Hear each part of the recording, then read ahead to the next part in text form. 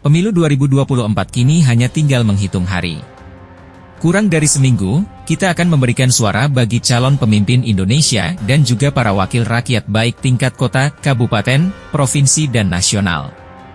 Hal yang jadi perhatian jelang pemilu, satu di antaranya adalah tren elektabilitas dari 3 pasangan calon presiden dan wakil presiden. Dikutip dari tribunnews.com, sejumlah lembaga survei berulang kali mengeluarkan hasil survei mereka terkait elektabilitas para calon. Hasilnya, pasangan nomor urut 2 Prabowo Gibran selalu berada di urutan pertama. 5 hari jelang Pilpres, angka elektabilitas Prabowo Gibran sudah menembus angka 50%. Ada 3 lembaga survei yang merilis hasil riset mereka pada Jumat, 9 Februari 2024. Berdasarkan survei Indikator Politik Indonesia, Prabowo Gibran meraih angka 51,9%. Kemudian pasangan Anies Baswedan Muhaimin Iskandar ada di urutan kedua dengan angka 24,1%. Disusul pasangan Ganjar Pranowo Mahfud MD dengan angka 19,6%. Survei ini digelar pada akhir Januari hingga awal Februari 2024. Lalu berdasarkan survei LSI Denny JA, elektabilitas Prabowo Gibran mencapai 53,5%. Disusul Anies Cak Imin dengan angka 21,7% dan Ganjar Mahfud yakni 19,2%. Sedangkan survei Poltreking Indonesia menunjukkan bahwa Prabowo Gibran meraih elektabilitas 51,7%. Pasangan Anies Cak Imin ada di urutan kedua yakni 27,6% dan Ganjar Mahfud yakni 20,7%. Hasil tersebut menunjukkan peluang untuk dilakukan Pilpres 1 putaran terbuka. Adapun pasangan Prabowo Gibran dalam berbagai lembaga survei selalu konsisten berada di posisi teratas. Sedangkan pasangan Amin dan Ganjar Mahfud kejar-kejar.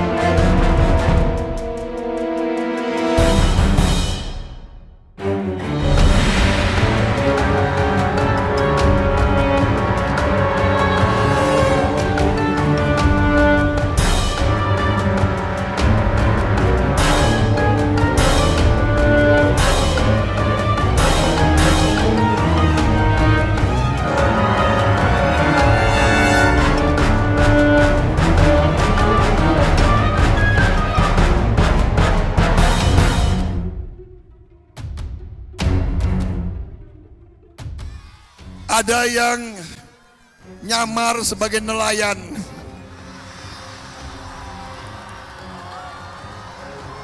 Saudara-saudara sekalian, ustadz-ustadz saya, kiai-kiai saya, mengajarkan kepada saya, Prabowo, kau sebagai muslim, sebelum kau menghabiskan nafasmu terakhir, kau harus ucapkan 2 kalimat syahadat.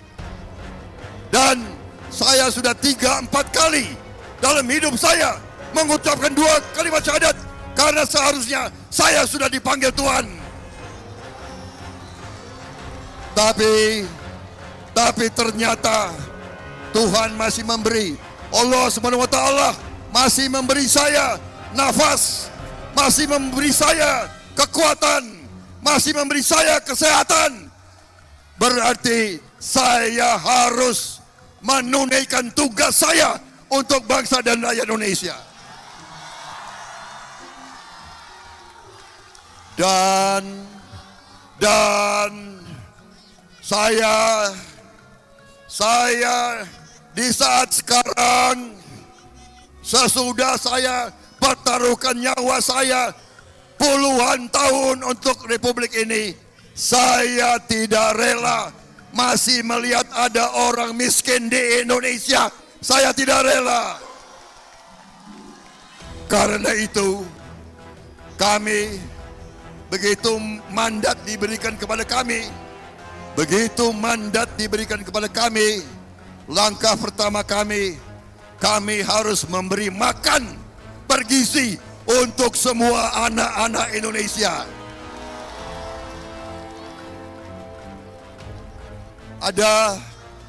Ada yang tidak setuju. Ada yang tidak setuju. Ada yang nyamar sebagai nelayan.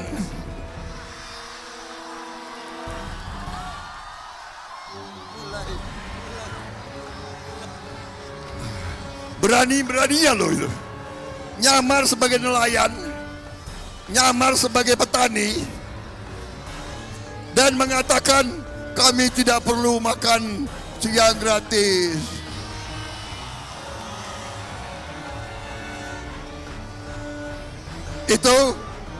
Itu sedang diusulkan menerima Piala Citra. Saya malah mau usulkan menerima Oscar. Itu lumayan, apa tuh? Dia nggak usah, dia jangan jadi caleg. Dia harusnya jadi apa? Jadi apa itu? Bintang sinetron. Bintang sinetron. Saudara-saudara sekalian. Saudara-saudara sekalian.